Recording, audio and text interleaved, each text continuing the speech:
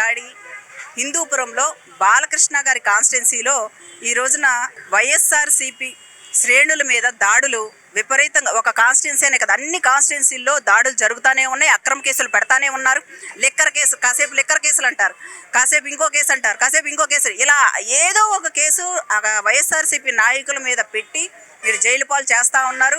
ప్రజలందరూ గమనిస్తూనే ఉన్నారు. ఈ రోజున మరి హిందూపురంలో జరిగినటువంటి దాడిని మేము తీవ్రంగా ఖండిస్తూ ఉన్నాం. మీరు ఈ రోజున ఏం చూసి మీరు ఏ అధికారంతో అధికారం మీరు ఈ రోజున ధ్వంసం చేశారు?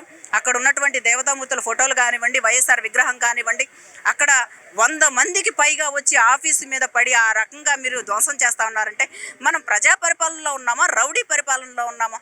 అసలు మన ఆంధ్ర రాష్ట్రాన్ని మీరు ఏ రకంగా చిత్రీకరించారంటే, ఈ రోజున ఆంధ్రప్రదేశ్ రాష్ట్రం అంటే అత్యాచార ఆంధ్రప్రదేశ్ రాజ్యం, రౌడీ రాజ్యం. ఇది తప్ప మీ రెడ్ బుక్ రాజ్యాంగం తప్ప ఇక్కడెక్కడైనా ప్రజా పరిపాలన కొనసాగుతూ ఉందా? మీరు ఇచ్చినటువంటి హామీలు ఎక్కడైనా అమలు చేశారా?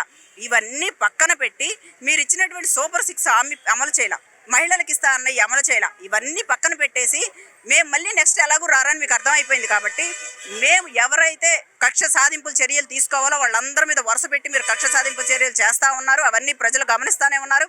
ఇవన్నీ కూడా మీకు బుద్ధి చెప్పే సమయం దగ్గరలోనే ఉందని తెలియజేస్తా ఉన్నాం.